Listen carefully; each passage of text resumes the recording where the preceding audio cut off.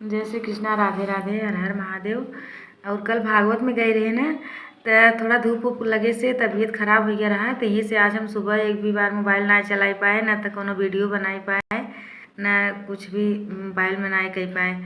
लेकिन ना वहाँ गए रहे, इतना मन लगत रहा, तबीयत भले खराब हो गई पर बहुत अच्छा लगत रहा वहाँ। और हम सभी तो इतना सौभाग्यशाली है कि जौन कि हमसे भारत में पैदा भय। भारत का संस्कृति इतनी अच्छी बा कि पूजा पाठ देवी देवता में अगर मन लगावा ना, तो दूसरे जगह मन भटकबे न करे गलत जगह पे।